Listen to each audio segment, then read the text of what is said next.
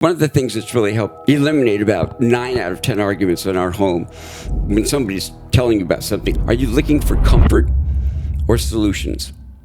Males, my first impulse is get in there and fix it. Me too. Just boom. Where's the problem? I got the solution. Yeah. That's the go-to for me. Yeah. I think for most men. Loving detachment is where we allow the other person the opportunity to encounter the natural consequences of their choices. The dignity of being autonomous and capable, because I always thought loving detachment sounded like abandonment. So she needed to encounter that consequence because it was her turning point. That was her springboard. That's the thing about bottoms, you can push off.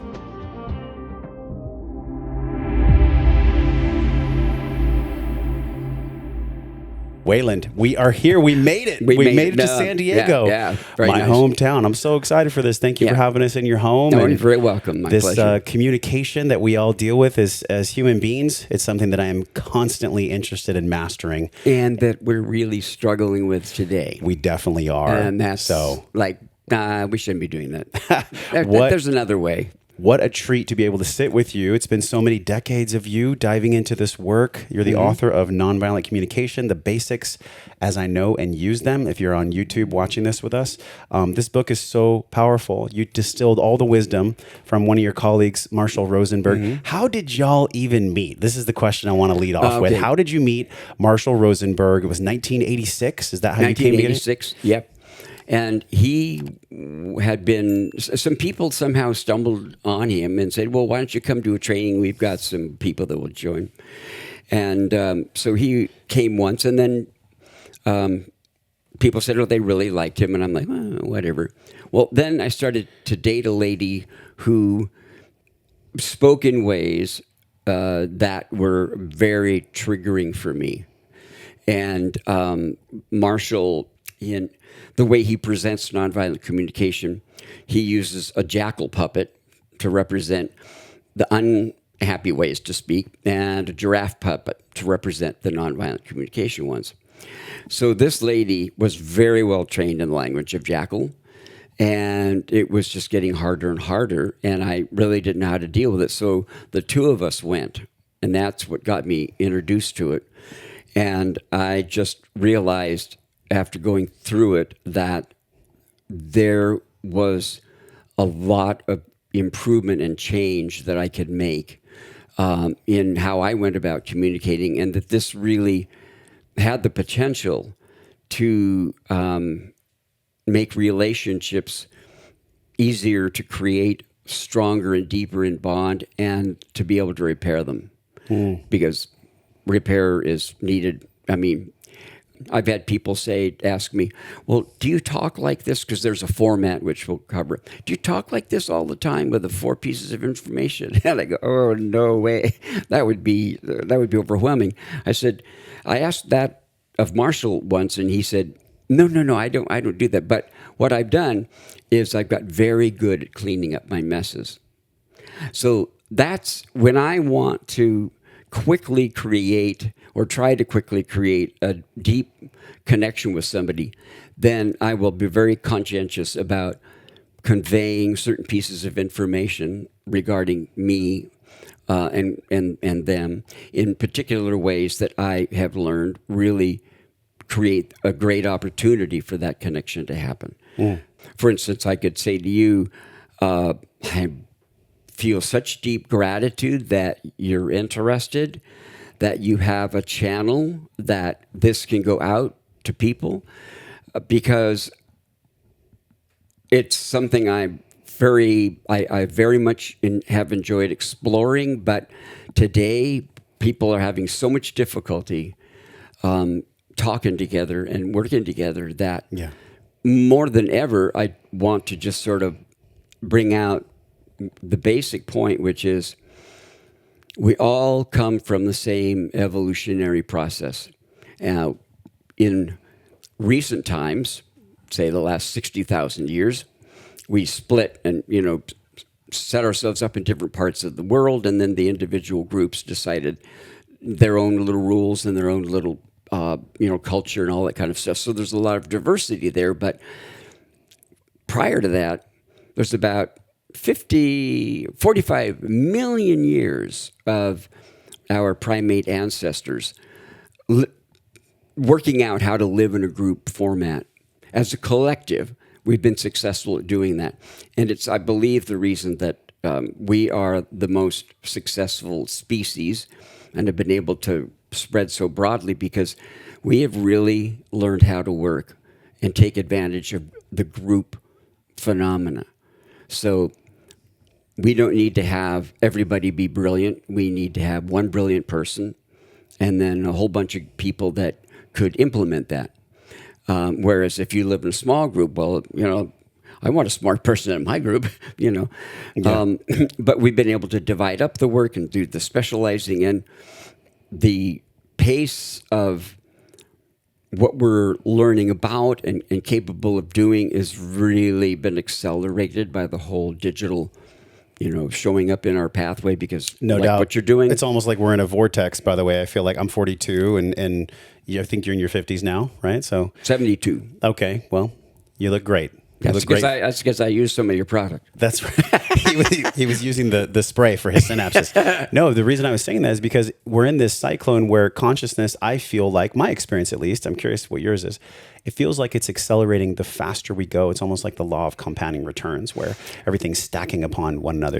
Do you get this? Yeah. The reason I'm asking that is because in the relationship construct, in my relationship with my woman, in I think so many people's hearts, there is just this complete misunderstanding and a deep wounding of being misunderstood. And that's really the most beautiful deep dive we could do to kick this off is like, and there's some very simple things, if you know, to make that happen.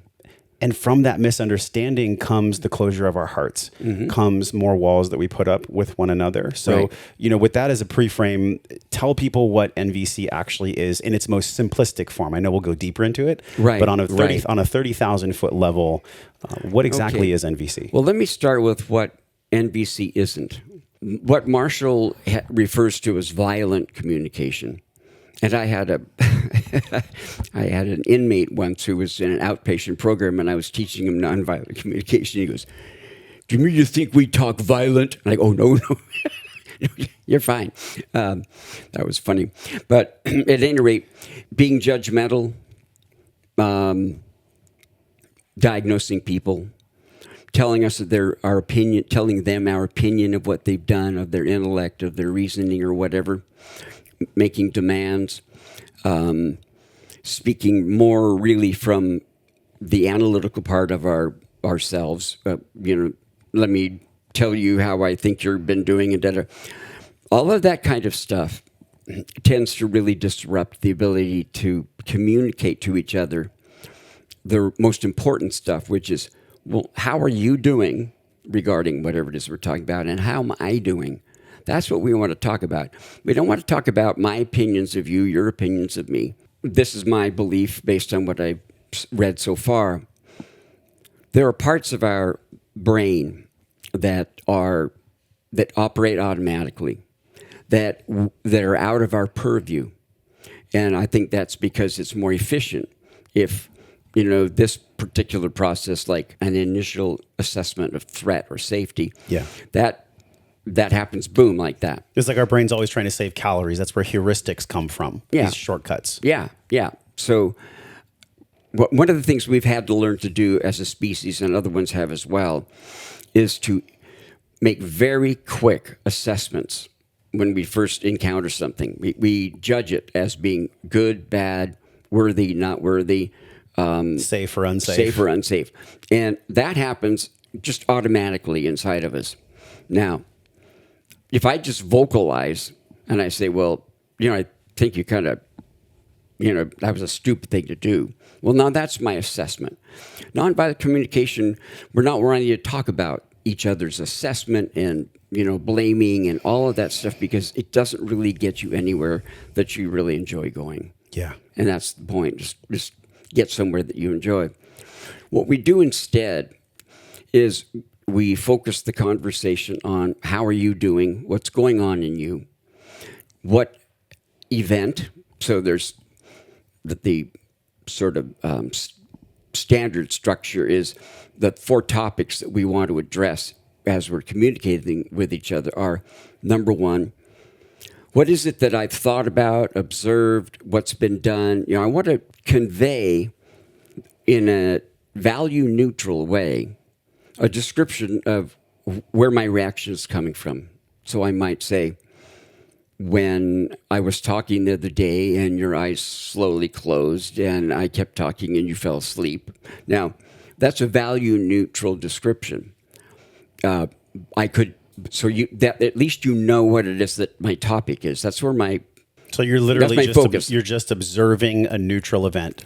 I'm describing describing an event in a neutral way. It might be, when I remember how blah blah blah blah blah happened, and then so that's letting somebody know what's the origin of my need to talk or whatever.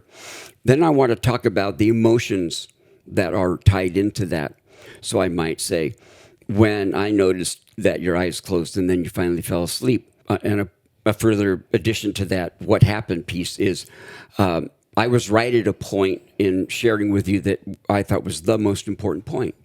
Now, I've just described everything, talking about me, and describing just in a neutral way, objective way, what was happening.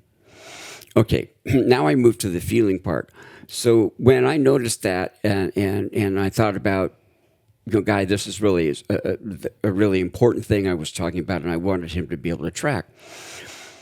I just feel really sad, frustrated, puzzled. Okay, so that's the feeling. Mm-hmm. Those are the feelings. Mm-hmm, mm-hmm. What am I needing relative to this situation, or what was I needing that generated these emotions? So that's the 4th piece. So there's the event, talked about in value-neutral way. There, the emotions tied into it. And then there's where those emotions come from, which is my need, if I'm very good in talking in a nonviolent communication way, my need was really to see how what I shared with you touched you. Mm-hmm. Is that the request?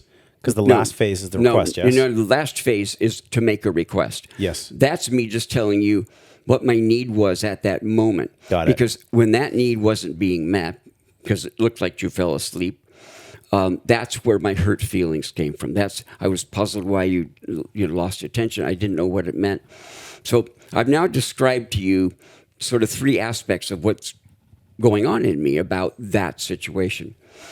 The 4th piece of information that is part of the standard protocol for nonviolent communication is for me to, if there's something specific that I would like you to do or to have be done, to make that request. So I might say, could you tell me what was going on over on your side? I might ask that. Or I might say, can you tell me how you feel about what I've just said? But I end it with, or I might just say, I want to check, do you feel like you understand? Is any part of that confusing? So that's the, what would I like that would sort of be the next dedicated step for me. Mm-hmm. So you've got the event that's being reacted to, the emotional part, and the fact that those emotions are the children of the needs that are tied into it that weren't met in this case. But I could have been talking about, when you lean forward and you really got really enthralled, that might have been what happened. Well, then the feelings would be, I was really pleased and happy because I wanted to see if you really were touched by this, and I saw that you were. So that's what I was needing. I wanted to see if I could touch you or see what your reaction was. So the thing about emotions is they come in 2 basic flavors. They come in pleasant, comfortable, and distressing, painful. Yeah, because practicing NVC in this model when you're triggered and you're mm-hmm. tasting the dark, bitter fruit mm-hmm. is not always as easy. Right here, it's a beautiful space. We're in your home. Yeah. You're explaining the model of NVC. There's no triggers. We're not mm-hmm. angry at each other. Right. That's right. Exactly but with a partner, I can definitely say this in my own experience. When I'm triggered from past resentments, from past pain, mm-hmm. from even trauma, right? Mm-hmm. Especially around couples that have been through traumatic birth experiences, stuff mm-hmm. like this. Do you find that it becomes way harder to practice this NVC model? Absolutely. In that experience? The higher the intensity of what's going on in you. Yes. the more challenging it can be. And why is that? Is it a psychological or a biological or both? Well, I think it's both. I think it's, well, I'm not even sure I would separate biological, psychological, because it's all one package. Yeah. My psychology is the product of my biology. My brain's doing whatever the heck it's doing, and thank God it knows how to do stuff I have no idea how to do. Yeah. But I think the more intense the pain is, the harder it is to kind of have that ability to step back away from a little bit and talk about what event, the anger and all that kind of stuff is usually because anger, Marshall said this, and I found it to be completely true. Whenever I'm angry, the way I go from being hurt or sad to being angry is some part of me decides that what was done was not right or wasn't supposed to happen. So I bring a moralistic, sort of like putting on glasses that have moralizing lenses, and I look at what happened in a way where I see what's right and wrong about it. That makes me really angry.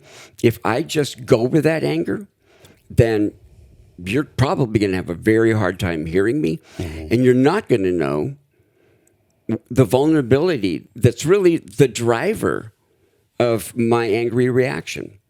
So it's really hard to have that ability to kind of step back a little bit, and I very often don't pull that off initially, but I've gotten very good at like, oh, all right, so where did I go in terms of this process and what I know works, and what did I do? Okay, let me see what was missing.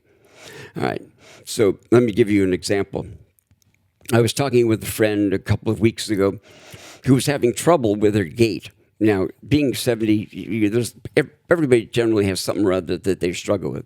All right, so he had adopted this kind of shuffling gait, and he was tripping a lot, and he said it was that because during the COVID, he was retired, he just sat at home and read, and he thinks he just got really deconditioned.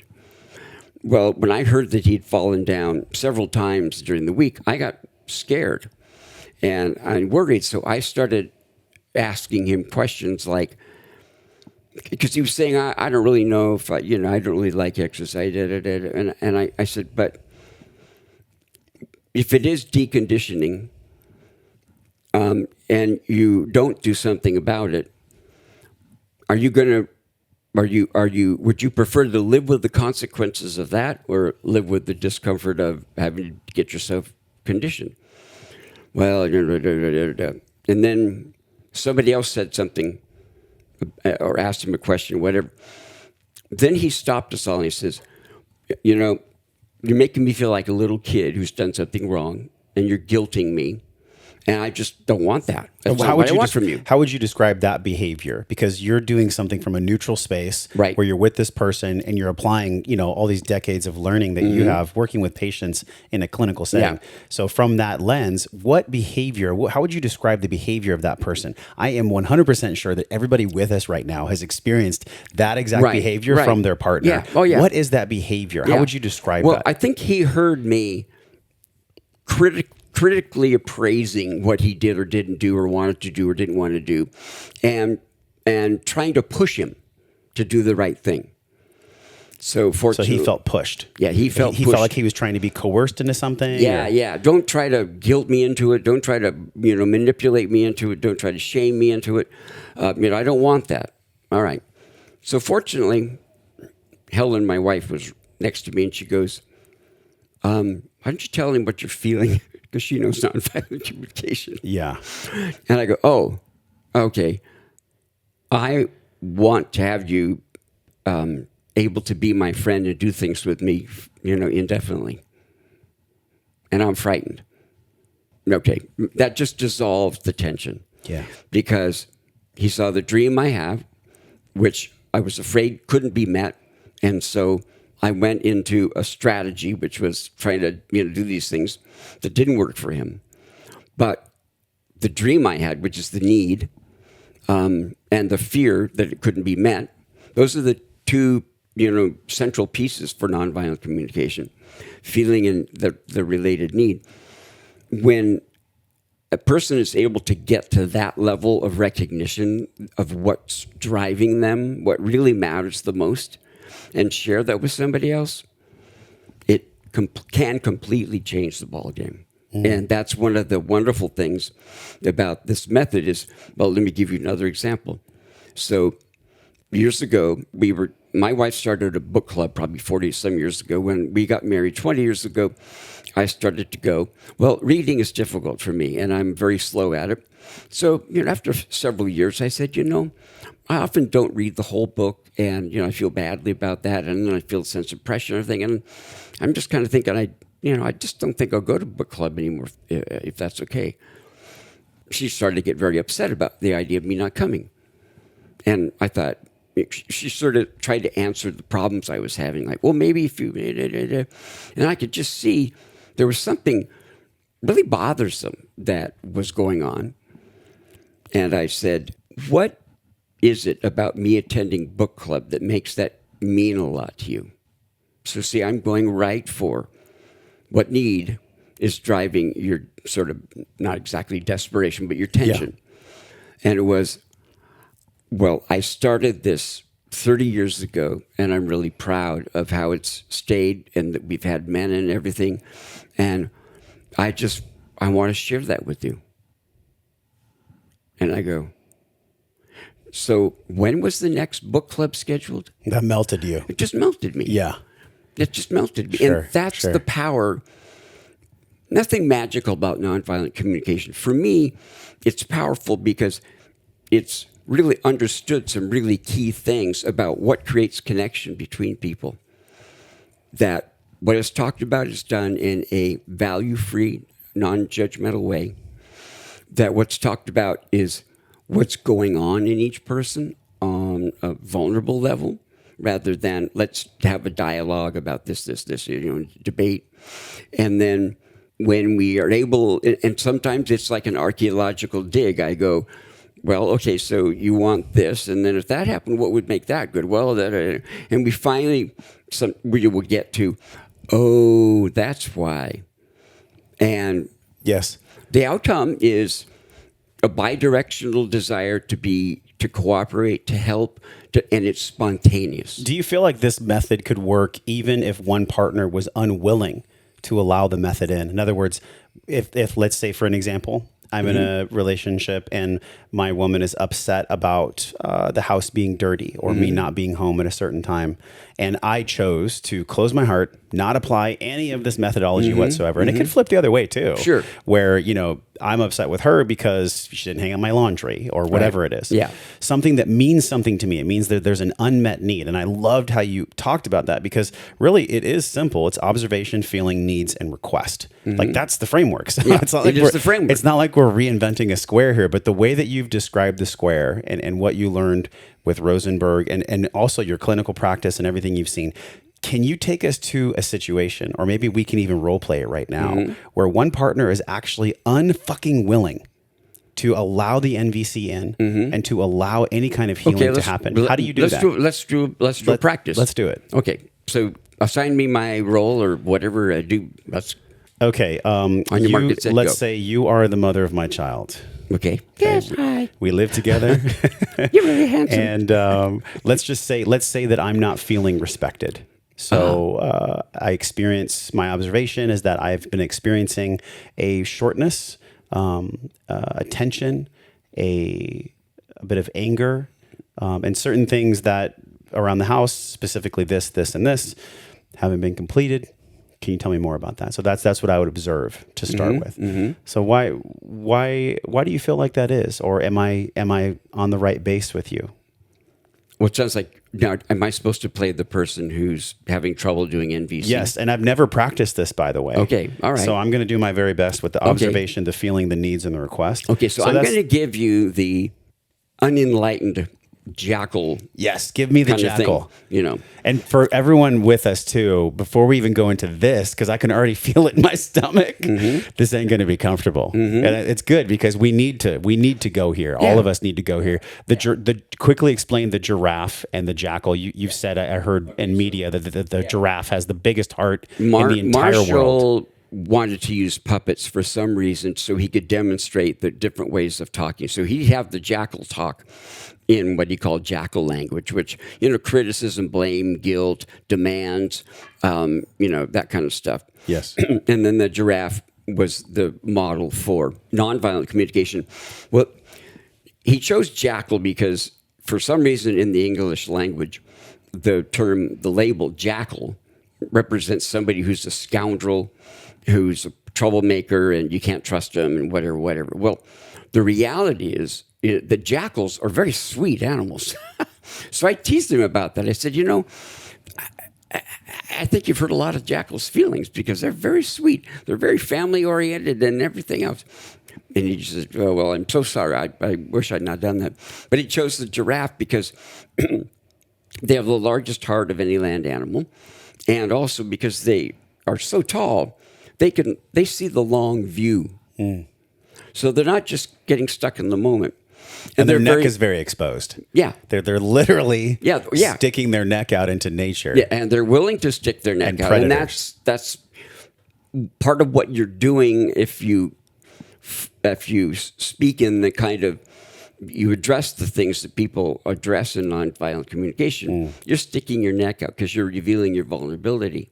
It behooves us to be the giraffe if we want to be loving. Oh, and if we want to be loved, it really helps. Yeah. So anyway, that's the jackal and the giraffe. Okay. So my goal right now is to be the giraffe. Okay. That's my goal. Okay. But I'm going to experience a jackal. So I'm going to be the jackal. Well, it sounds like you have no idea how hard I work. All of the crises, all of the thises and that's, the day-to-day, all this stuff I do, and it sounds like you're just criticizing me because I'm not perfect. That just pisses me off. I hear you. That must be really hard to feel that way. And I have some feelings of my own too. I'm feeling sad because maybe you don't want me to be in the house with you, or maybe you don't want me to be around you. And that makes me feel grief and despair, actually. Well, sometimes it is hard. Sometimes there are ways that you act or, treat me or whatever that are really a struggle. See, I'm having a hard time staying in jackal. But you've trained yourself enough to not be in jackal mode for so long. I'm gonna try to stick with. Why don't we do this? Why don't we just flip it then? Because we started the exercise. I was going to suggest that. We started the exercise of me just kind of fumbling through it, which is so cool. We don't edit this at all because this is what most people are going to do. Yeah. I actually modeled what most people will do, which is they'll fumble through the start. Mm-hmm. So let's flip it around. So you're the master, you're the giraffe. And by the way, I definitely know how to be a jackal. Mm-hmm. Oh, so but see, that's not your fault. Right. That is how we train people to speak. Yes. It's yes. Get the right answer, make the right, appraisal. Things are supposed to be judged right and wrong. There is not there as of yet. There's no understanding in my mind of how human being really works, and therefore let's structure communication methodology that takes advantage of that. Well, that's what nonviolent communication does. And it's why I want to talk about it, because intellectual judging, opinions, criticism, that just keeps us in a miserable loop.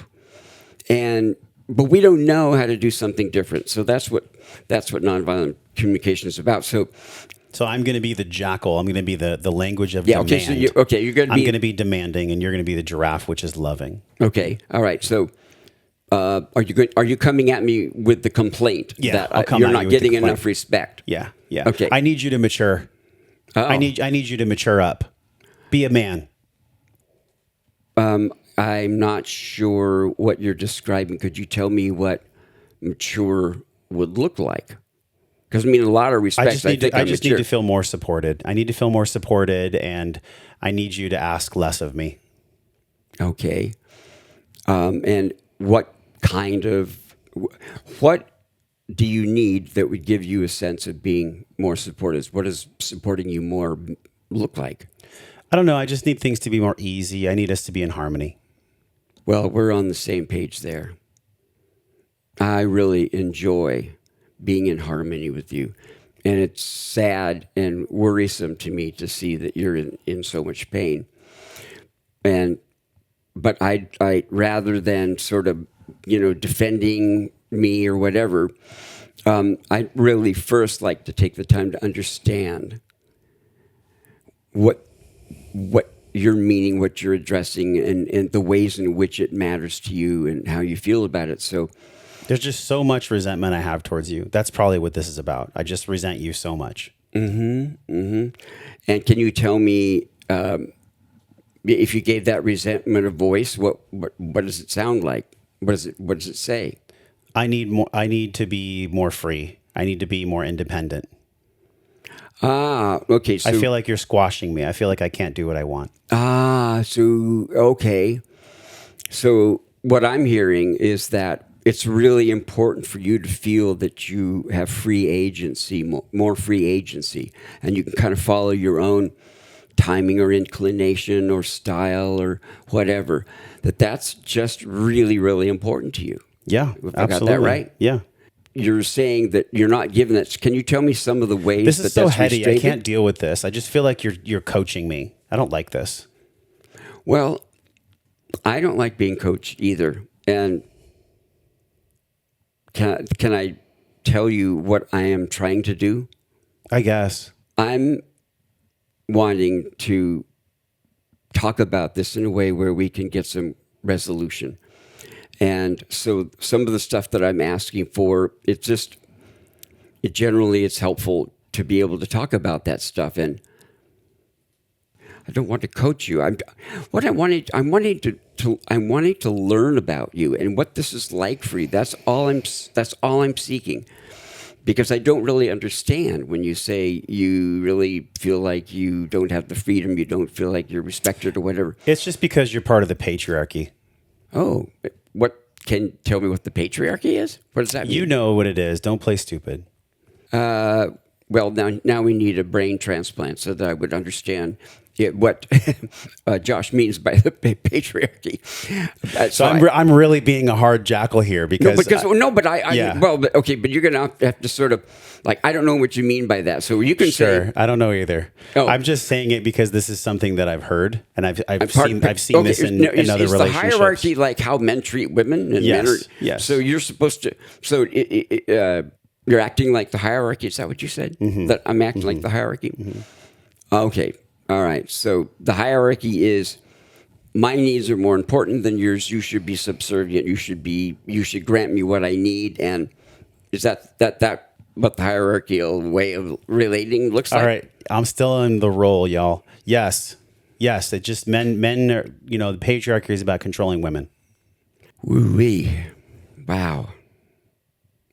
Boy, that is not a way I would like to live with you. And if I'm coming across that way, I want to find out what it is I'm doing so I have a chance to do it differently because I see the beauty, the intellect, the wisdom, the intuition, all that stuff in you. And I want to be able to enjoy that and not have you, really unhappy and shutting down with me. And so do you have any idea about if I did this instead of that, what would be non-hierarchical for you? Because I want to change. Obviously, I'm doing something I'm not aware of. Yes. Because my dream in marrying you is I really want to have great time with you. And clearly, I'm really, really sorry to hear that you're in so much pain about this. And I just want to be able to work our way through and learn from it and try to figure out something to do different. I don't want to keep doing whatever it is that I do that leaves you feeling that way and your tension gets up because... Yeah.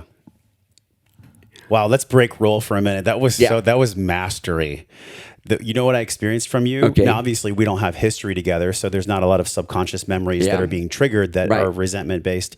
But what I experienced from you there, if we can all learn how to do that, is you really would pause after each one of my statements. You wouldn't. There was more of a response. There wasn't like an immediate reaction to what I was saying. So that was key. I don't know exactly where that falls into the model, but it's in there. And then the second thing I felt from you was like this genuine, almost loving curiosity. That I think exactly right. It gets lost when there's layers of resentment. Why the hell am I married to you in the first place? Yes, like what are we even doing here together? Yeah. And are we doing it in the way that the needs are being met? Heck no. Yeah. But what I did was I went down to the deepest level of the dream I have for how things would be. And I told you what it was.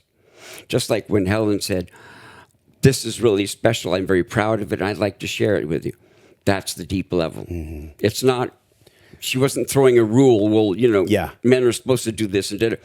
I was able to walk with her to get to that point of, tell me what makes that so important. So that's what happened. And the pausing is just me wanting to really try to absorb and understand what you're saying and sort of figure out what might be a good next step to facilitate kind of the opening up of this and whatever. Would you say that if you had, let's say, a 10-year history with someone and there was a lot of unresolved trauma, unresolved resentment, and the flavor of the interactions, even if one person was really standing strong, let's just use for an example, and it could work both ways. The woman could be practicing NVC with the man who's triggered or vice versa. I'm just doing it because I'm a man, I'm in a man's body. So if I was holding the space, if I was really being the anchor, I was breathing, I was pausing, I was practicing the model, and I have inside of me so much pain, so much resentment towards my partner because there's things that have not been washed away. Do you think that NVC alone could actually handle this, or is there other tertiary work that needs to be put in place? Oh, I don't think I could, make a sort of a general declaration in that regard. But in your clinical experience, is NVC enough, or does here's it my need clinical other support? experience. My clinical experience is that 95 at least % of the time, the couples that I worked with, their problem wasn't that they didn't have the same values or goals in life or whatever, or, the laundry or whatever. It was that they didn't know how to repair when they got into a miserable kind of a thing over something. Yeah. Now, if they do the basics of nonviolent communication and try to approach the issue using that, then they might not get into a pickle. But it's the ability to repair. And what for me helps me repair is I have this framework, and I'm going, what's going on with each of those 4 pieces of information? Does she know what I want right now? Yeah. Have I really clarified even within myself why such and such is so important to me? The feelings, da-da-da. So, all right, now you're talking about a situation where you got 2 people in a heightened state of pain. Totally unregulated. Yes. Right. One thing that's huge is, for me, what I call it trying to reside in the heart of the giraffe. And that is, I look at that person and I go, they have the same set of needs for connection and whatever, respectful. They have the same thing that I do. The way they're going about it is really not working, but they're not. They've gotten somehow, for whatever reason, desperate. But there is a very positive vulnerability down behind all of that stuff in the front. And I just hold that awareness that this is a good person, because I know they're a good person. And we're just really fumbling and stumbling because we haven't figured out how to really sort this thing. And that person may only know to take my inventory and, try to shame me or whatever. But what they're wanting is something I know that's good. So the whole thing of people on the left being able to talk with people on the farther right, and we're just having a crisis there. So we were going up to my wife's best friend's brothers for Christmas, and I was told before we left, do not bring up politics, because the man, we'll call him Bill. Bill is a staunch Republican, and it just won't go well. He's just don't, please promise me you won't do that. I don't want you to ruin Christmas. So I go, I won't do that. Well, Bill and I have become close, and we really enjoy each other. And so one morning he goes, I go out every morning to have coffee. You want to come with me? So I go with him, and I don't bring up politics. We're talking about this, that, and the other. And then the subject somehow comes up of the turmoil going on in our country. And I'm going, all right, where do I go with this that I think might end up being constructive? And where I went was, I think underneath all of the ideas and da-da-da-da, we all have exactly the same needs, and we don't realize that. We're forgetting that. What do you think those needs actually are? We want a government that is efficient, that does what it needs to do for the people, that reflects the people, that is, financially responsible. We want a government that really works. Or how about just honesty? How about a government that's just honest? There is that. Which actually subverts the entire structure of the government that exists now. Okay, so what happens to me when I hear you say that? I go, "Wah!" Alarm turns on, because that sounds like a complete blanket, application to the entirety of everything. That the whole government is dishonest. And I always get very worried when I hear that, because sure. It's I can share why. So much more complex. It totally is, but look at any water source. So if I had water that was coming down from a melted glacier, and someone flew a helicopter on the top of a glacier and sprayed cyanide all over that snow, would you say to the people at the bottom of the river, hey, the water's safe? Or would you let them know, hey, it's been poisoned? Okay, there are specific functions and subject areas, I guess I might use, where I really am not happy with the honesty, with the intelligence, just common sense. Yeah. The open engagement with people, like instead of making a rule, why don't we sit down and talk with them and say, we're concerned about this, and we're thinking that would be, what do you think? So I don't like edicts. And there are everywhere, whether it's the government or a corporation or a church or a family, there's always stuff that's really wonderful there, as well as the stuff that just sucks. I hear you, and I think we actually are in agreement of the same thing. Yeah. I think within the government structure, just like in relationship, people are doing the best they can with the level of fuel source and consciousness that they have. In other words, exactly right. In other words, and if upstream, it's tainted, and the very source of all the power, which is finance, because finance is energy, is actually fueling the entire system, then wouldn't you say that downstream, everyone is affected by that, no matter where they are?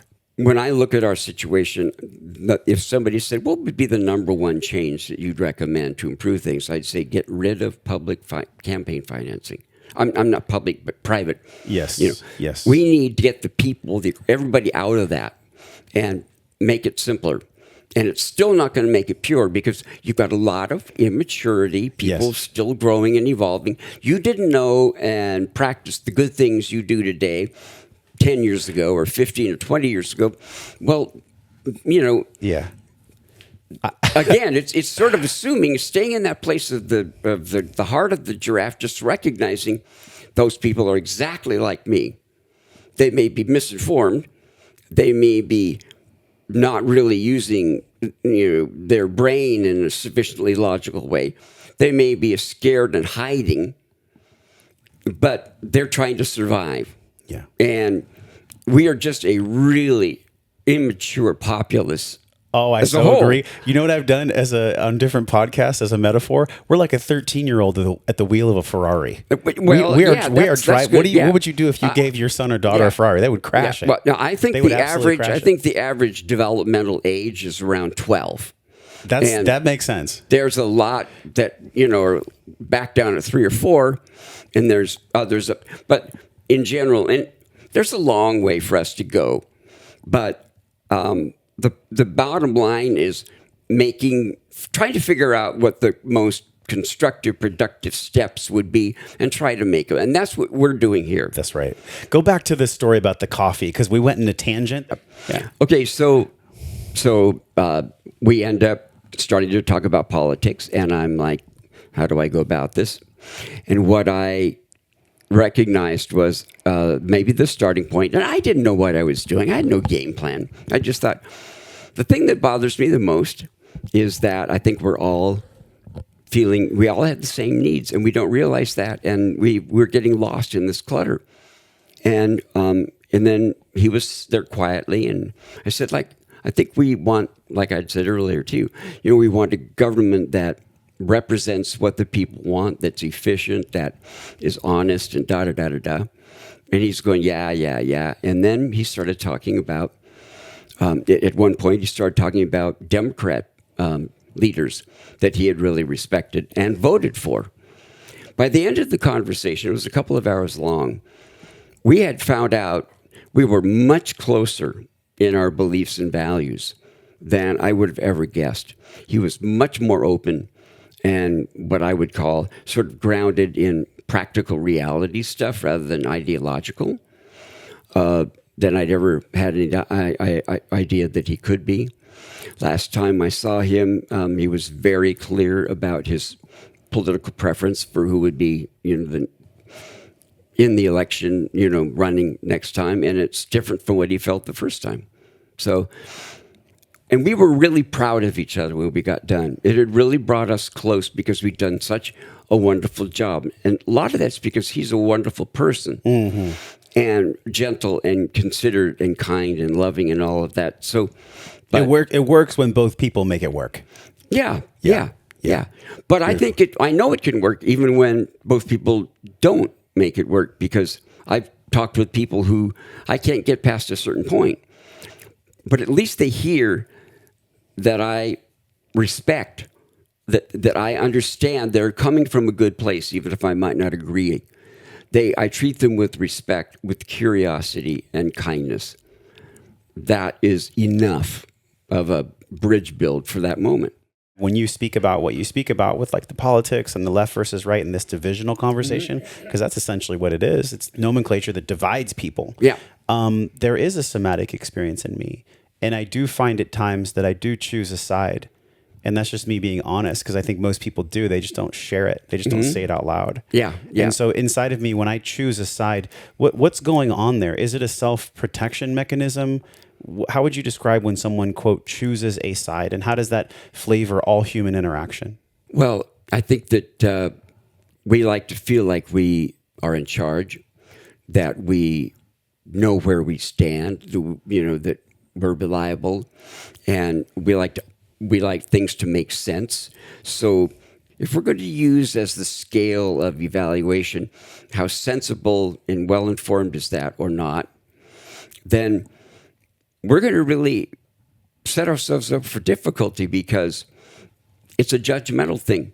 I like to get back to, like, this coffee. I said, the thing that makes me the saddest is I think that both sides have far more in common than they have. They have different beliefs about the methodology, about what's more important than whatever, but we all want a government to do what a government can do for us and to do it well. You might think a government should do more than I think. Well, that's where we talk about sorting out, why do I think doing less is important? And you tell me why you think doing. We sort it out through dialogue. But our system right now, we've had a large number of people who have decided that they're most comfortable setting up camp, and it's a kind of semi-permanent camp in one space. And then the other side stands over and evaluates that, decides its worthiness, goodness, badness, whatever. And again, that's just an automatic thing that evolution has taught us to do. I see something, immediately I form an opinion of worthiness about it, which I haven't even thought my way through. It's just that's what my body does. Yeah, and that's something that we all experience. That. Yeah. So I have to be aware when that happens. That's what helps me. Oh, okay, I'm being very judgmental about that. But I do, in this situation, in terms of the dynamics going on, I do feel a greater sense of comfort with one side and the way they're going about it. than the other.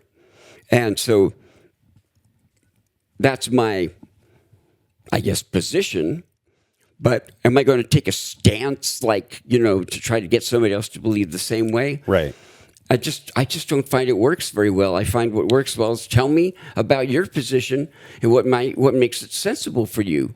I find that this conversation about politics is exactly the conversation about relationships.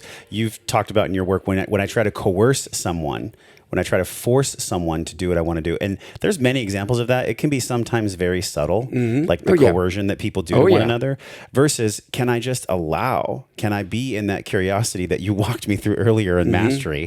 Can I be in loving curiosity? How do we make sense of the two? Like, what's a good starting place to make sense of not choosing a side to where you have to believe in my side, but still choosing a side to where you have the choice to choose your own? Yeah. Well, I'll tell you, you brought up the word that I think is probably one of the key components of being successful in communication, and that is curiosity. I'm curious more than judgmental. I am assuming, because I believe it's true, there's a goodness going on over there trying to achieve something that I also can identify with. And man, the tactics I don't like, I might try to, prevent, whatever, but I assume there's goodness there. And I'm curious to find out, why does this make sense? How does it make sense? And what do you like about it? So that's what I want to know. Curiosity rather than I'm going to dialogue to try to, well, tell me why you think that. So I'm looking for ammunition that I could debate. Yeah. No, it's about being curious and granting from the get-go that person over there, regardless of how they're behaving, they're trying to do something that, that would enhance their life, they believe, in some way, or they're trying to protect it from being taken away. They're good. Human beings are good. We can be trained to ignore that or suppress it, but you don't get to be as successful as we are if you don't have a great ability to help each other, to be like, there is a good Samaritan instinct. You see it all the time, and you see it in animals as well. We're wired for empathy. Yes. That's right.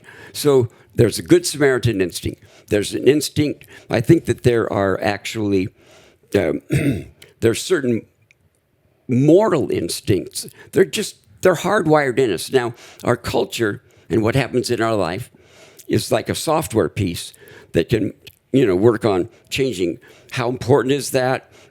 What does it look like if you do it? The software changes the hardware. Yeah. Yeah. Well, it works with, there's a need for justice, but I might have it defined differently, what justice looks like. So that's the software part. But it's still a need for reciprocity, that there's a give and a take. These are things that I believe it's built into our nervous system that these things automatically matter. And there's a whole part of our brain that was evolved to enable us to have empathy. And so that's a natural ability that we have. And we may forget to use it or whatever, but it's there. We're all trying to enhance our well-being as best as possible. That's the bottom line. Nervous system, their whole job is to provide the information and the guidance and the propellant for the being to create as constructive a state of well-being as is possible. And that's what our emotions are. I love, I'm going to read a thing from Antonio Damasio because I thought he really captured it quite well. He said, feelings provide organisms with experiences of their own life. Specifically, they provide the owner organism with a scaled assessment of its relative success at living, a natural examination grade that comes in the form of a quality, a pleasant or unpleasant, light or intense sensation. So feelings are always telling us something about ourselves. Now, feeling is different from like belief. Like, well, I feel that's wrong. Well, No. You find it really upsetting because that doesn't make sense to you. But there is no something is wrong feeling. I feel that was abusive. Could you, without using the term abusive, could you describe, because I'm really wanting to know what specifically happened that came across that way to you? It's not at all what I would like to be doing, and I'm sorry for, being, clumsy or whatever. Yes. But the bottom line is we're all striving to sustain or enhance our states of well-being. And emotions tell us a whole bunch about how we're doing socially, how we're doing emotionally, how we're doing physically. That's emotion's job, is to inform. So they're kind of like status reports, but also to give us information about specifically what do I need to do? Am I feeling hungry? Am I feeling lonely? Okay, so that gives me kind of a guidance system of, this is an unhappy feeling. It's telling me I need more of that. This is the energy in motion. This is the emotion. That's right. And then the emotion also provides the propellant for you to go about doing something that might end up improving your well-being, taking care of that thing. See, this is why earlier I was asking you, do you feel like NVC and this framework, very elegant, very powerful, do you honestly feel like it's enough? And I'm going to circle back to this question again because I'm feeling it. I know people are feeling this. Is NVC enough? What are the other things that we can stack in alignment with NVC so that we can regulate ourselves properly, so we can be present for one another, and honestly, so we can stoke that loving curiosity? Well, now that's a gigantic question. You've got maintaining good basic health and well-being. This is how my mind works. I like the big questions. That's fine. But I'm just saying it's going to have multiple components as an answer. And maybe you can just give us a few. Maybe we don't have time to go into 50 of them. No, it's you have to, in order to be able to sort of give a chance for you to act in a way that improves the quality of somebody's life, well, it's good if you are in the best quality state of life that you can be physically. Yeah. There are a lot of people who are out there serving the poor who have, they've got pain every day or whatever. But their internal need to, the Good Samaritan instinct is so powerful in that person that they can deal with not feeling comfortable. But for a lot of people, if they're tired, they're, short on food or whatever, they're just more cranky. Yeah. So if I want, it's not just a matter of me being grounded in this basic understanding of how people work and what, curiosity about these sort of well-being states. I've also got to take decent care of myself. I also have to, there's an old Buddhist thing where they talk about doing something at the right time, with the right place, in the right place, with the right person, and in the right way. So what I'm wanting to do might be the right thing to do, but now it's not the time. Yeah. Or you're not the person for me to do it with, or I don't know how to do it very well yet, so I probably shouldn't do it. So those factors really factor in. My wife is far better than I am at discerning what's the right thing to do at the right time. I'm like, I just sort of start going, and she's going, didn't you realize that was the wrong time? Has she been one of your greatest teachers? Oh, yeah. And how so? Yeah. Oh, just because I think that in general, again, as a product of evolution, the female brain has a better ability to kind of understand the subtleties of social consequences and dynamics and all that kind of stuff. So, like from a multitasking perspective or different? Just because when you're raising a human child and you've got to have them there for whatever, 15 years or whatever, you're going to have help from friends and grandparents, and there are going to be other kids around. That's a lot of social, stuff going on. Yeah. And so there's a honing, I think. And again, this is over millennia. It's not just, like, wow, that one generation, they really got it, and now it got passed on genetically. Nah. But I think that's part of what, and if you think about males, my first impulse is get in there and fix it. Me too. Just boom. Where's the problem? I got the solution. Yeah. That's like Yeah. the go-to for Yeah, me. yeah. I Well- think for most men. My wife was really cute the other day. She ran across a quote from somebody, and they said, one of the things that's really helped eliminate about 9 out of 10 arguments in our home is learning to say, when somebody's telling you about something, are you looking for comfort or solutions? Because for my wife, it's probably 80%. I just want to be able to talk about this, air it out, whatever, Yeah. work my way through it. I don't want a solution. But I'm a male. We make things, we fix things, we do things. That, and of course, that's what we had to do, back when we had to, fight Yes. for the resources for survival. Oh my God, it's so good. It cracks me up. The analogy I've heard is sometimes it's good to just get a trash can, take the lid off, have her throw up in it, just get it out, and just say, "Is there any more?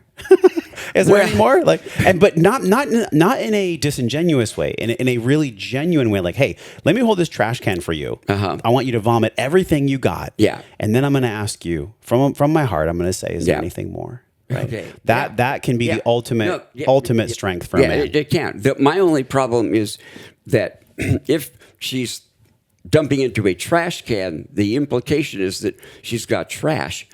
And for me, no, what she's working with isn't trash. She just got a lot of built up something, and Energy. she needs space. Yeah.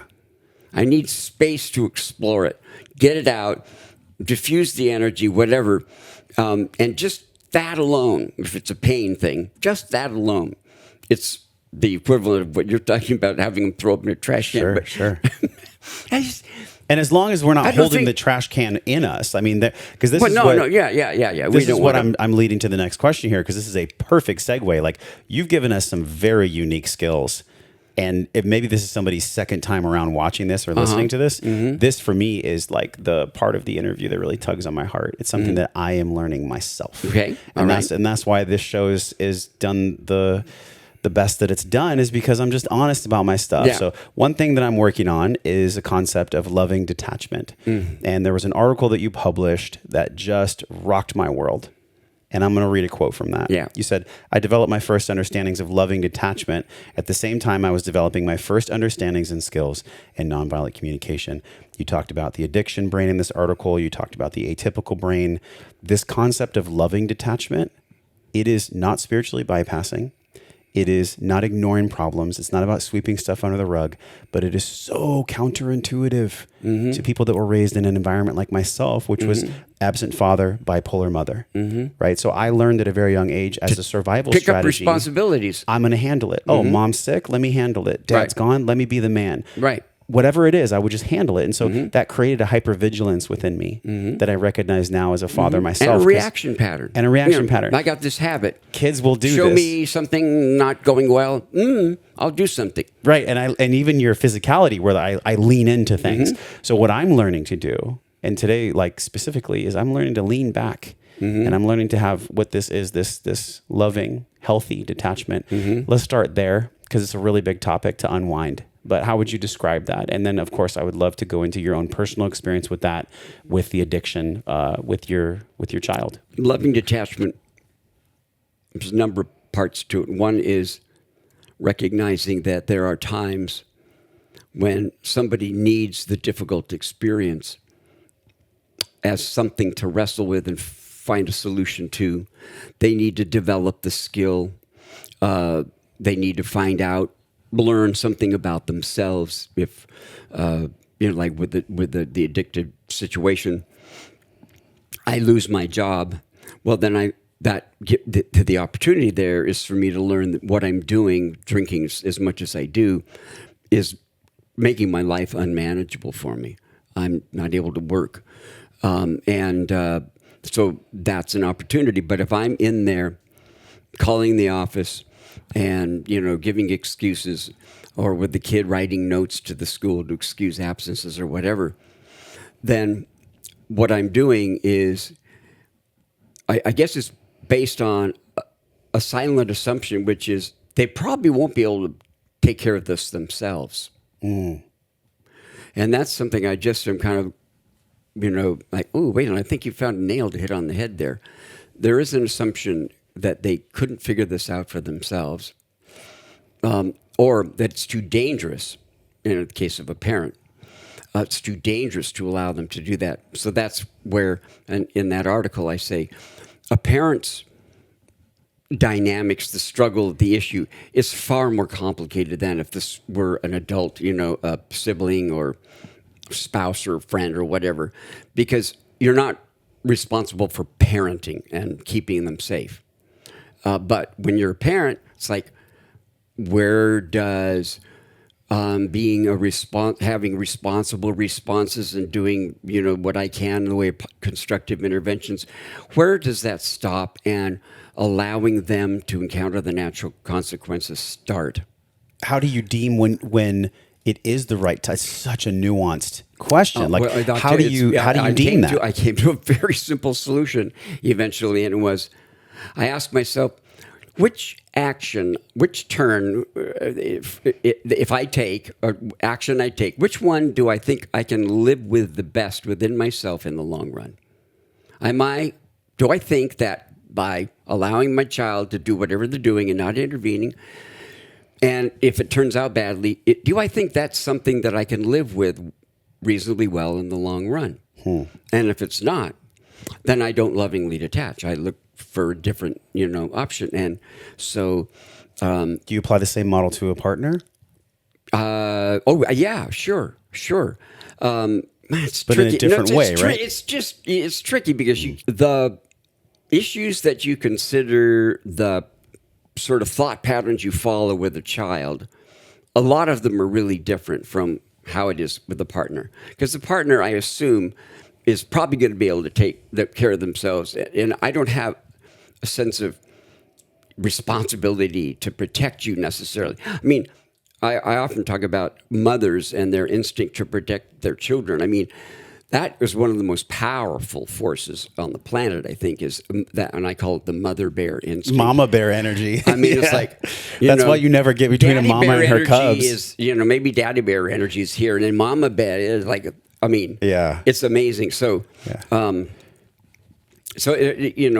parent-child and a partner-partner thing, they're similar in some reasons, but in other ways very different. See, but you have firsthand experience of this because when you went to your counselor, this is a long time ago, I assume, many years ago, you said loving detachment, the counselor made it sound like a gift. How could it actually be a gift?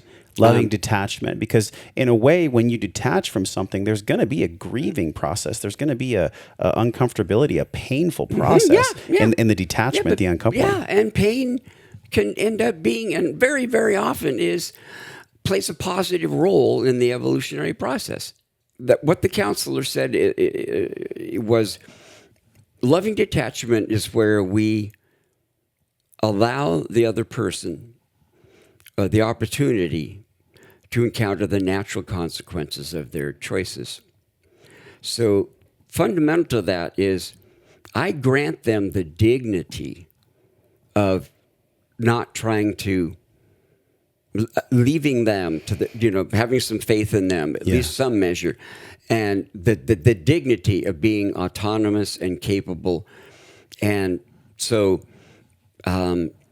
that's where I got love. Oh, because I always thought loving detachment sounded like abandonment. Right. But exactly. Or like a bypassing. Yeah, ignoring. But sometimes it's actually, that's what makes it loving, is that I am doing it because I feel like if I intervene and try to prevent this, that, and the other, that's really not going to work well in the long run, because I'll have to just keep doing it. And maybe I just need to allow this. Natural consequences are what trigger a whole lot of our growth. So, it's not always a good idea to get in the middle and try to mute that. I'll give you an example with my daughter. So we had a lot of consequences as we led up to where we finally ended. She got kicked out of all 5 schools in the area, and special programs for kids like that. She ran away from home at one point, and so my loving detachment involved I think I'm going to allow her the opportunity to experience the natural consequences of that for several days. So I was able to keep track of where she was and that kind of stuff behind the scenes.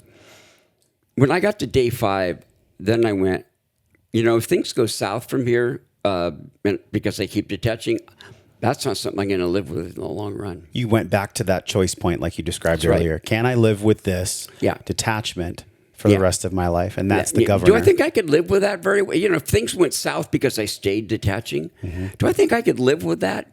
The answer was no. And that's just me. Somebody else might have said, oh, I'm good for another 2 days, or I would have stopped after 1 day, whatever. It's such the bottom line is... It's beautiful. The bottom line is... what do I think I can live with? Because we have to live with the consequences of our choices. And if my child, ended up having something really terrible happen, I said, now is the time. So we mustered her mother and the grandparents, and we found out where she was, and basically communicated to her that she had to get into the car. We weren't going to just let her go. So she went back there. So that was a bad consequence for her. She had to be in a locked ward for 5 days while we got her to a point where she was willing to go there. Okay, so that was bad. Okay, so she's at the program in Minnesota, 28-day program, day 25. They kick her out because she's just not been willing to go to the program. Well, prior to that, they had been working with me for a couple of weeks to get the next, thing set up. So the next thing ends up being a foster home. A husband who's a recovering alcoholic and a wife who's been an Al-Anon forever.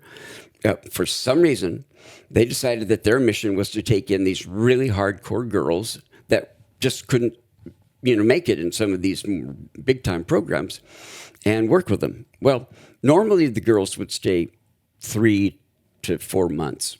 Well, Christine ended up staying 11 months.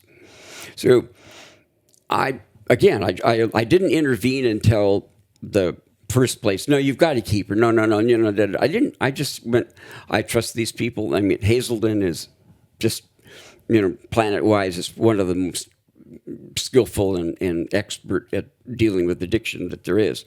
So I trusted and let that go. And then, so she came to the brink. They told her 2 times that, pack your bag tonight, because if you haven't changed your attitude in the morning, we're putting you on the airplane to go back home.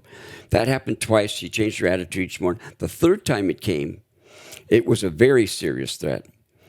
And she needed to encounter that consequence because it was her turning point.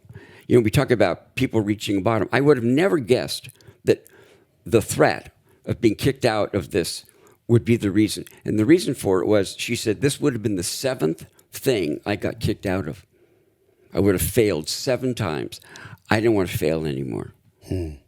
And that was her springboard. And that's the thing about bottoms, you can push up. And this whole time, you're, as a father, waiting in the wings, I'm monitoring, watching. Dealing with whatever anguish, whatever turmoil was inside of you. Yeah. What were the ways in which you did deal with that to allow that pain, that anguish, that sadness to move through you? I got a lot of support. I went to Al-Anon meetings, and there was a very large meeting just for parents at that time down at near Scripps Hospital. And that I went to that every week, and I went to other ones on a regular basis because that was a place where I could unload, I could share, I could talk. It was where I heard people talk about what was working for them, and how this was hard for them. So I embedded myself in a community of support people, as well as reading and learning as much as I could and stuff. I had a counselor that I could, go into. And so it was by me basically setting up residence in a support environment for myself that I was able to do that. There's so much wisdom that I'm sure you pulled from that experience, both and inside yourself. And how painful yourself. was it? Lots and lots and lots and lots and lots of pain. And I pulled a lot out of that now I can share with other people. Would I say, oh, yeah, sign me up for that again? Because, I had a really good outcome. I'd like to squeeze another good outcome. No, I wouldn't do that. How long did it take for the outcome to be the outcome? Well, she, eventually was let out of the home after 11 months. Okay, so she was back in Minnesota for a year. She came out here, started in, they have a special high school for kids who need to catch up. And she wanted to graduate with her class. So in 2 years, she completed 3 years worth of work. She graduated with high enough honors that she got a merit scholarship to a college back east. Went back there, succeeded there, then went to a graduate program in Washington, D.C. on political management. Worked for AARP for a while, and then the Women's Health Group that got Family Leave Act passed. And she's got her own business now, and she's just thriving. Why do you think she was successful when some aren't? I think it was in her nature that she found her own limit about what can I live with. I can't live with failing one more time. Did you teach her that mode? Was she involved in NVC in any way with you? No. Well, no, she was involved with NVC, but this whole idea of what could I live with really didn't come from NVC. It came from, I kind of had an insight one day. It's like, could I live with that? Well, that's really a good yardstick because nobody can tell you, like, oh, no, let her do that. No, don't let her do that. Go this far.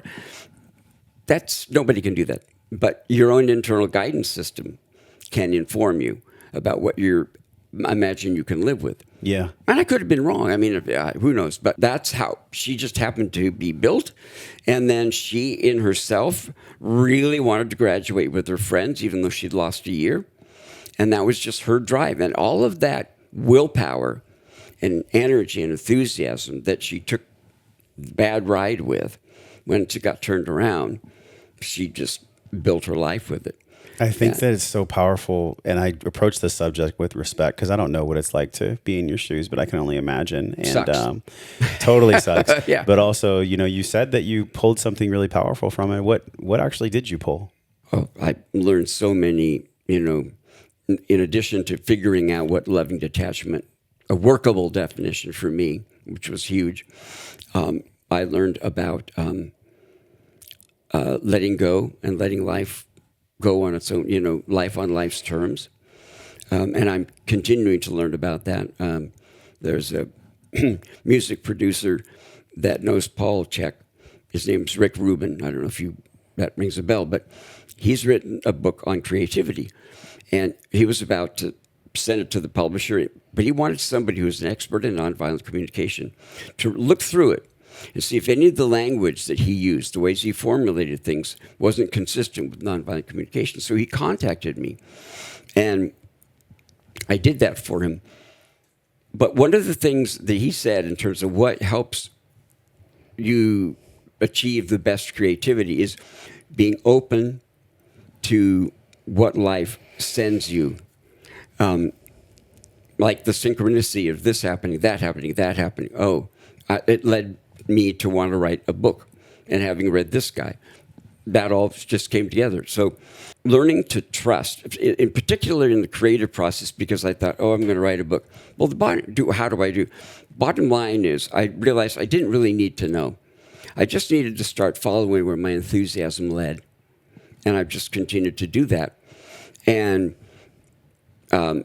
it's been really quite fascinating and very encouraging. Yeah. So accepting life on life's terms was a huge thing to learn about, because when I grew up, my father's father died from the Spanish flu when my dad was 7. His Germanic grandmother said, "You are now the man of the family." My father stopped being a little boy, and you didn't live life on life's terms. You made it happen the way it was supposed to needed to happen. So when I grew up, I had no concept of accepting to not know everything and plan everything and organize and be in charge. I had no concept.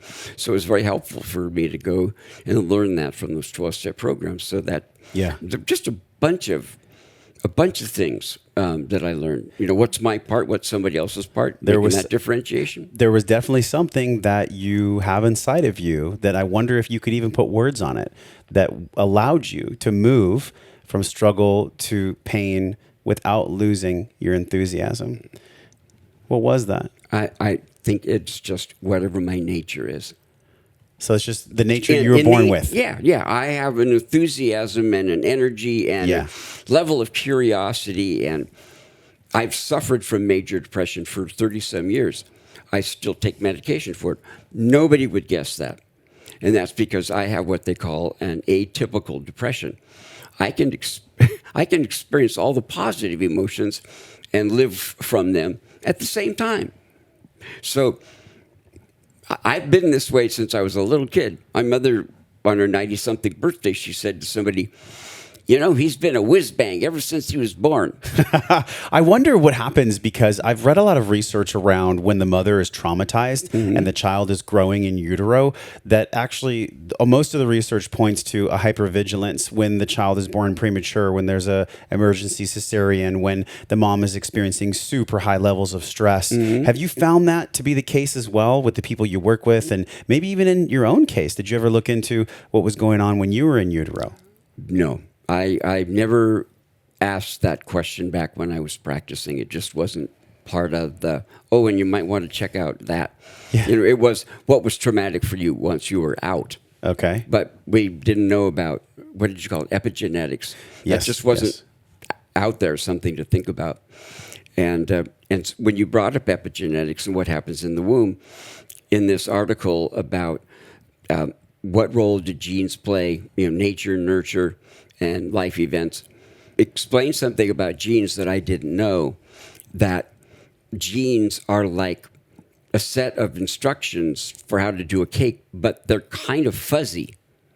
And so when the person's in utero, something might happen chemically for whatever reason that makes the gene go this direction instead of that direction.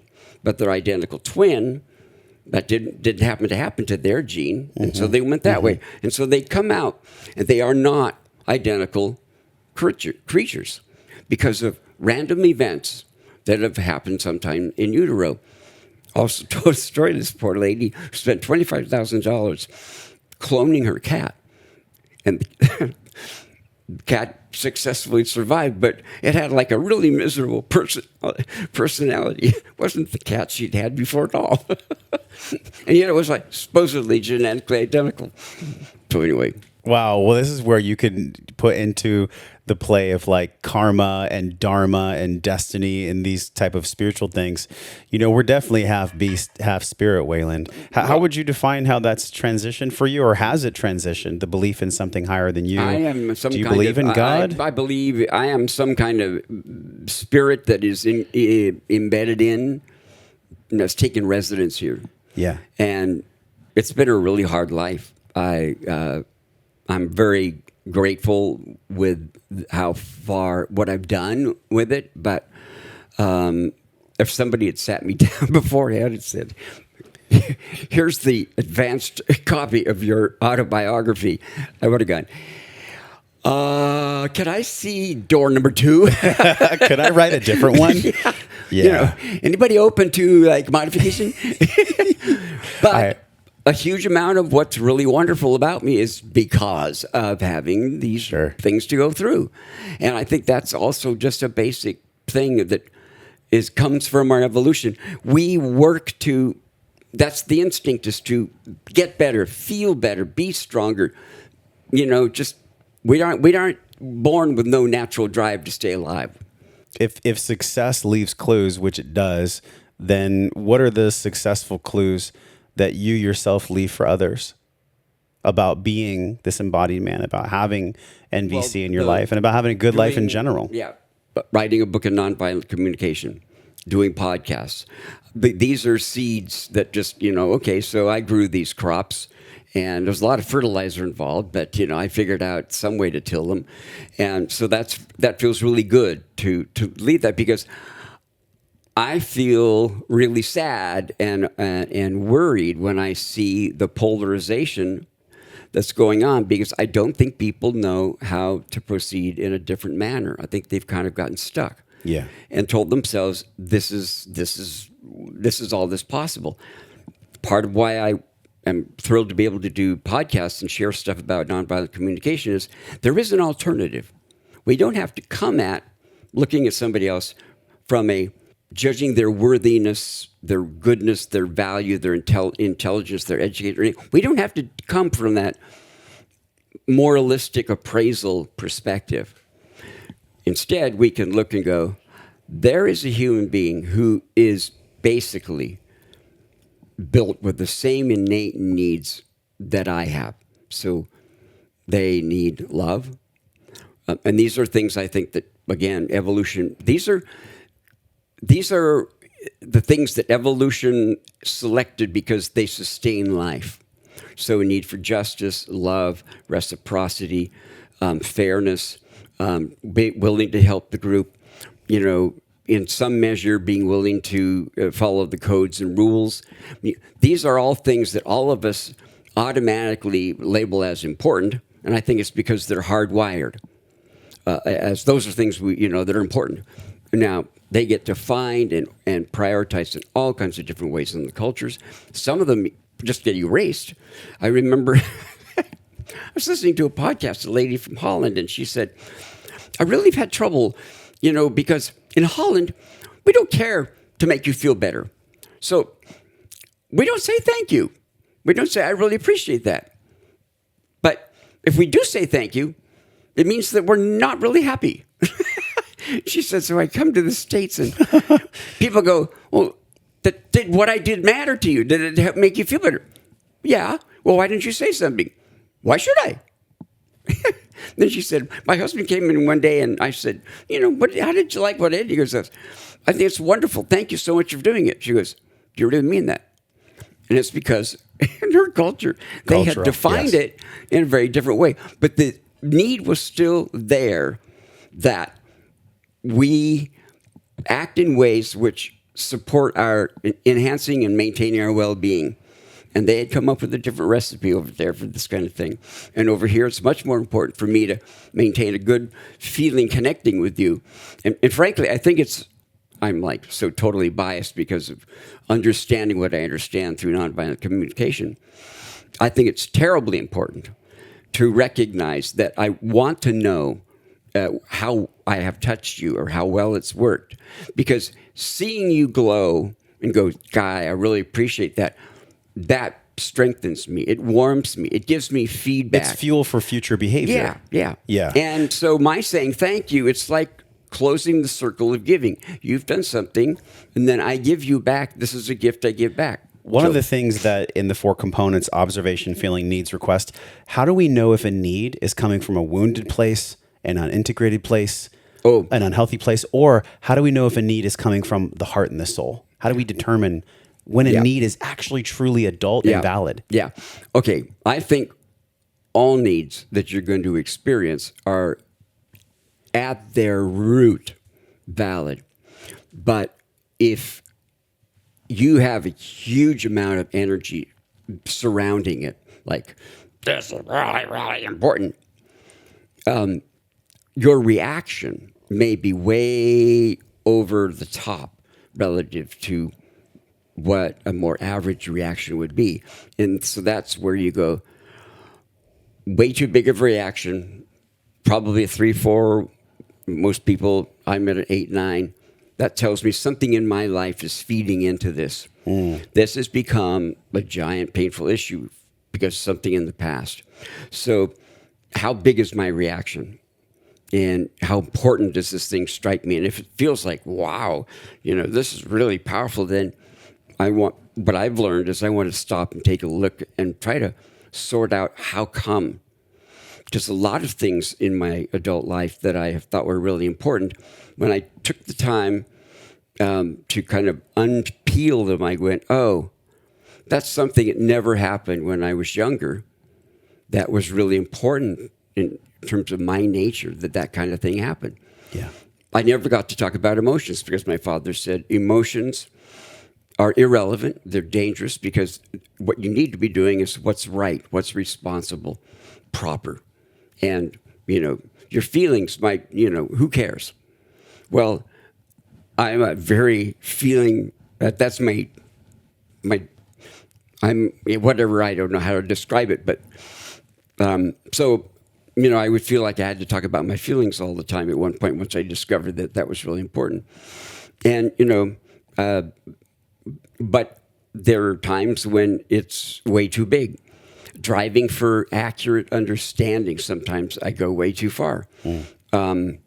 And because back when I was a kid, the only way that you won an argument is that you had the best facts and the best logic. And I'm right there with you. Yeah. That is exactly how it was for me as well. And I find that when I press for that, some people find that painful. Yeah. Wow. That is so... Okay, everybody stop the car, pull the e-brake, because whenever we are challenged to be right, and we've heard this before, do you want to be loved? Do you want to be right? Right. What is it about the righteousness that I hold in myself and that we all hold in ourselves, where we have to be right? What is that in our psyche, in the collective psyche? And how do we understand righteousness for what it really is? Because there are some cases where righteousness is justice, righteousness is valid. Oh, yeah, sure. Well, so there's a couple of pieces to this. Okay, first of all, one of the tricks about when you're in the realm of reactions about what's right and what's wrong, one of the tricks is when something gets defined as being the right way, there is an unidentified kind of side reaction that goes on. If what I want is right, I have the right to bully you. I have the right to push and push and push and push because it's justified. So that's where I get myself into trouble is, if it's like I give myself a permission slip to just kind of go for it because it's a right by God. That gets me into trouble. I don't have a right to, go about it getting my need met in any way that I like. I grant myself the right to speak about it just because it's part of my life and it matters and whatever. But I can't tell you how many times when I've gone into something, it's the thing about anger that you had in one of your notes that Marshall said, when we're angry, three things are true. Number one, there's something really important to us that we're afraid won't happen, it hasn't happened, or whatever. And then we're telling ourselves a moralistic message about it. It's supposed to be that way, should be that way, it's proper, whatever. But we're making it a moralistic thing. Because we put that moralistic energy in there, then we become righteous about going for whatever. And we are just about to act in ways that are usually guaranteed not to get our need met. So those are the three things when you're angry that are true. If there's something really important that you're wanting, telling yourself some kind of, I have a right to it, it's supposed to. It should be this way. Yeah, it ought to be this way. And that's where you then empower yourself. It's like, well, for me at least, I give myself permission slip to really fight for it because it's right. That righteous energy, it's the product of convincing myself that this is some sort of like, everybody in the world has a right to this, and so I should fight for it, tooth and nail, and it's okay, and I can be dogged with you. Then that just doesn't work very well. Well, do you feel like we have to fight for love? No, I think we have to negotiate for receiving the kinds of loving gestures and everything that really touch us. We may have to negotiate that. What tells me that I'm loved is when somebody does this. Well, it don't work. But do we have a right to be loved? I think we have a huge need. And a need is not... The right is where you bring in an obligation energy. And people shouldn't have a choice.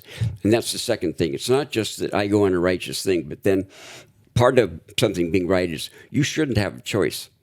So I'm going to treat you as though you don't get to not do this. Right. This is exactly what happened with the mandates and the lockdowns and the mask wearing. Mommy and daddy say that they know what's good for you. I know you're 70 years old, but I know what's good for you. So do what I say and don't ask questions. I mean, that's the absolute insanity that we all went through in the COVID theater. So I think right now we're really still kind of shaking from that. And I think it's a beautiful time for self-reflection and relationship, because however we showed up with neighbors, with people on the streets, we probably showed up that way with our husbands and wives and boyfriends and girlfriends. It's the exact same stuff. Yeah.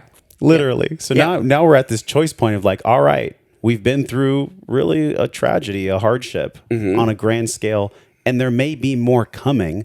So when it comes to resilience, how do we use NVC to become resilient? Like specifically the resiliency. Because if I'm brittle, I can break. But if I'm fluid and if I flow with some kind of a flexible framework, then no, I can't be defeated. My love inside my heart can't be defeated. Well, I think that partly, first of all, we are programmed to be adapters, to be fluid. I mean, that's again part of your species doesn't survive this long unless that is a built-in tendency that you're going to adapt, because that's why we were able to, leave Africa and set up camp in all these different places with different, biomes to feed off of and, demands weather-wise, because we were very adaptive.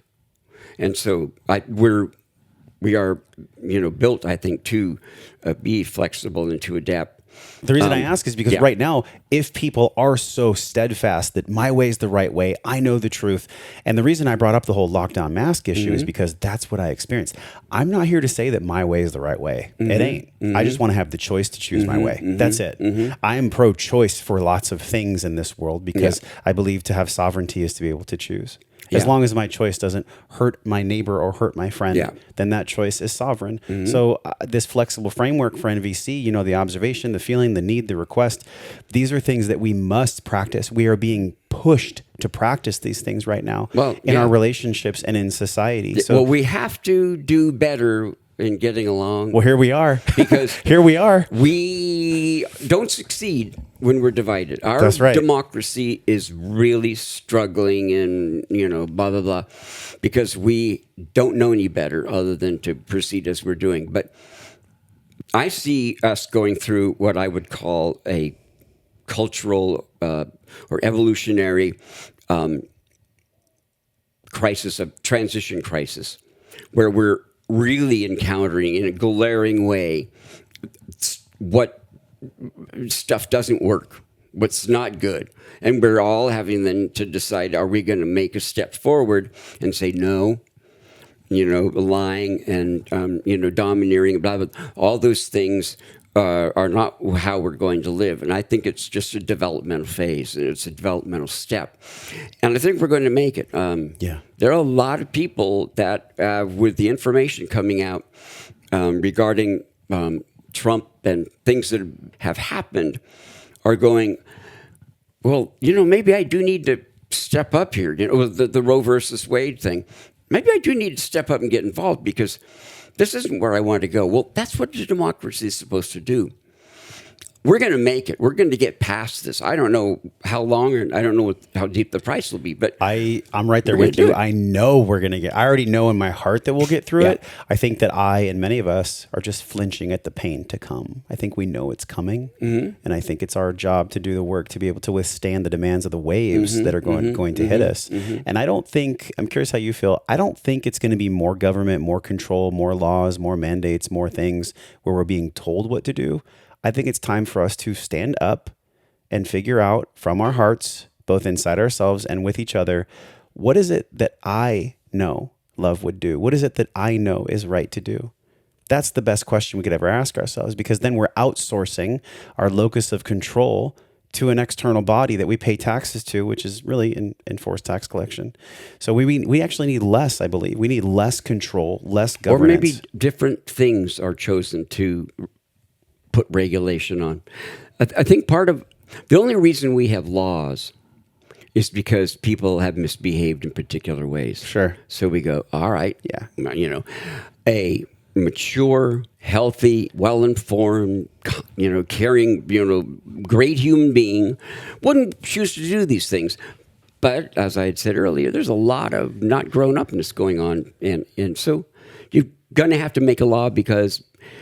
But it's this whole balance. It's like everything in some kind of balance, and you get too many regulations I worked in the we lose our freedoms. yeah, I worked in the property management, apartment ownership, investing business for quite a few years, and we had to subscribe to a service each year that sent us the most recent labor law poster or warning of this poster. And I mean, that just was coming out, and stuff was getting regulated that I'm like, really? Well, we're just not very smart in certain respects. The bottom line is that the whole purpose there is to try to create some sort of defined set of acceptable boundaries so that we can get along and move forward. But we do it pretty ham-fistedly at times, and other times it's done very skillfully. But we're in my mind, we're still fairly short of what we could possibly do. But we got to decide we don't want that anymore and try to improve it.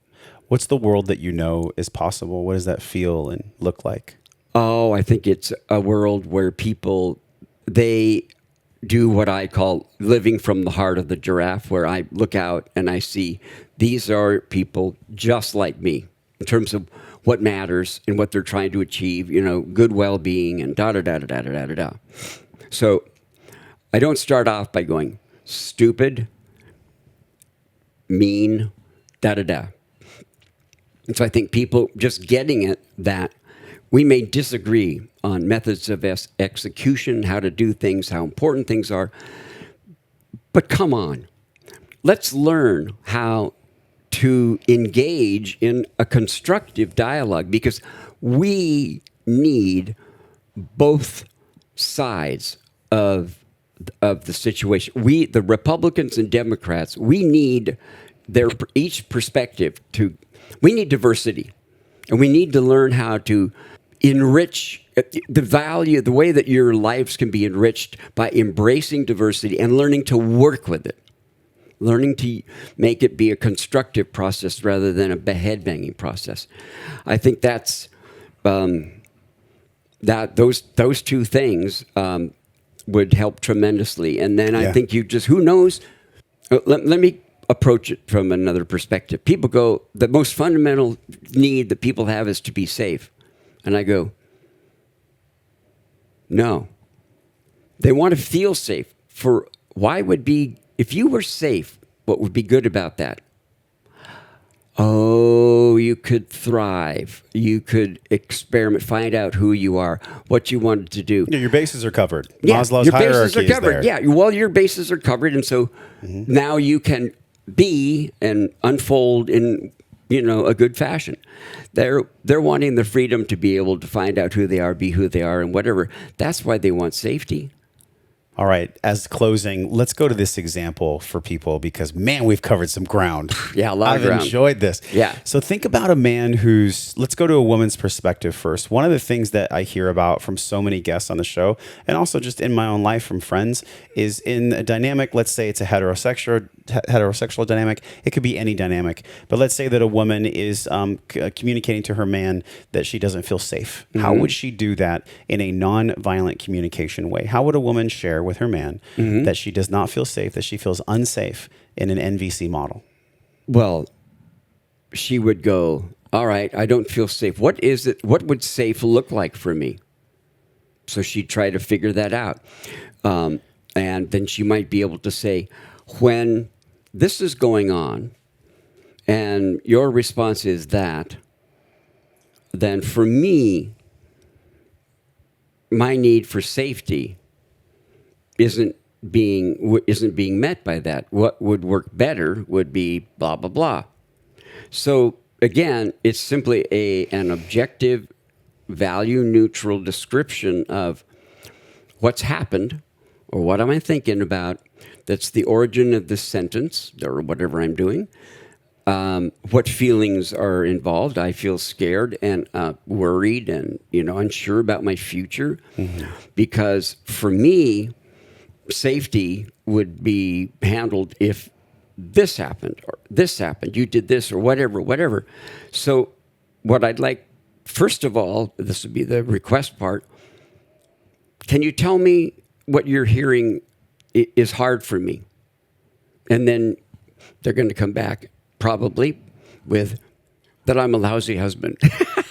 And then the NVC, no, I appreciate that that's how it, but this is a particular element.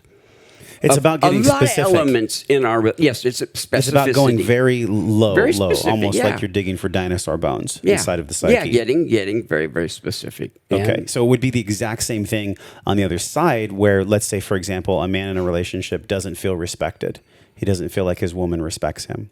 How would he go about doing that in a non-violent I would ask model? myself, what would respect look like? If I were getting respected, then I would want to try to figure out what that would look like.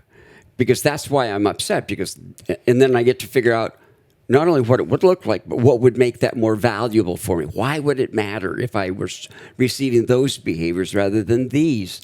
Because that then takes you to what you're needing.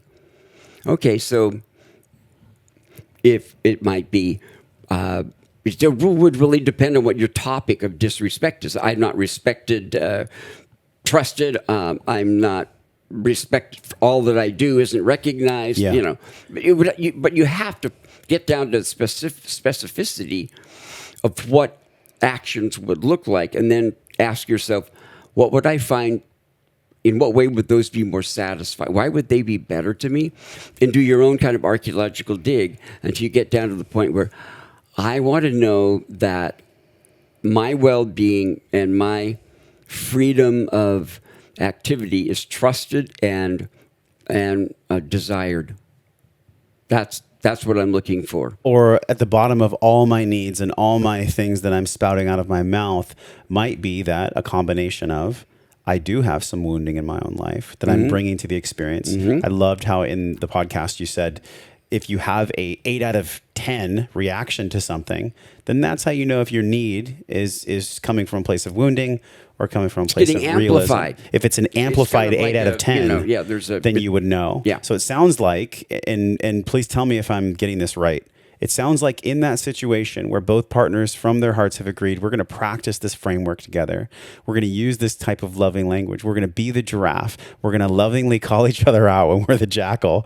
There needs to be also a complement of self-regulation, because in order for this NVC model to unroll and to work, there has to be some co-regulation of one another as well. It can't be just NVC model. Well, you're going to have some security parameters. Yeah. You know, what happens? What like do a we safe want? word, banana. What do we want to do if da-da-da starts Yes, happening? yes. You know, how do we want to handle that? So, again, it's just working out particulars. So. Well, I've listened. From my heart to yours, I've taken so much from this. This came at a perfect time in my life. Oh, I'm glad to know that. A perfect time. As a new dad, and I'm speaking to all the parents out there, you know that the demands amplify. So things that maybe you're wanting to be healed, they start bubbling to the surface of the ocean, don't they? Well, yeah, you're exhausted. And by the way, you don't really know what you're doing. Right. You're sleep deprived. You know, your brain is swimming in its own excrement. What do I do with that kid now? You know, and there's this narcissist is in your life. Wait a minute, I was the chief narcissist. What's he here for? Totally. It's just this constant like surrender to humility, man. So I've really enjoyed this. Yeah. How would you define the road ahead for you, for your family, for what you're creating with the book? And how is everything you're doing in your life going to allow you to have this childlike curiosity? Essentially, how do you live your life well? What is wellness to you? I follow my inner compass, which is what am I feeling? What am I needing? Whereas, you know, Marshall, when I asked him one of the training of trainers things, I said, how do you decide what to share with people? Because that's so much. There's so much. He goes, I ask myself, what am I most excited about regarding nonviolent communication right now? And I go with where the excitement is. So that's a lot of my kind of guiding arrow is my compass is where's the excitement, where's the fulfillment, what really matters the most to me. 72 years old, first time I started going, I can see a doorway down there when I'm not going to be here. Damn, my time is precious. What do I want to use it for? What really matters the most to me? Oh, that and that and that. So it's learning. I've just learned to trust my own inner compass because I know when I'm out of balance. And it's like no, whatever. And I have a wife we both are very sophisticated in that kind of personal growth, understanding things. So, but it's following my dreams and what brings joy, and it's fun. What's your greatest dream right now? To get a new book done that's very, like this one, very succinct, but more powerful, and then go off and travel and do whatever, art, be with people. Yes. I really like enjoying, going to different countries and stuff, and it's just people just crack me up. We're really a fascinating set of critters. It's wild out there. Yeah. So It's wild. spending really good quality time with the people that I love, doing things that we all enjoy. That's what I'm interested in filling my life with, because there is a timer I can hear ticking. Yeah. Which I'm not really happy about, by the way. I don't want to hear the timer ticking, but Well, when you get to the other thanks side. for sharing, Wayland. That's what got you. Thanks for sharing, Wayland. I can see how that's a problem for you. Next.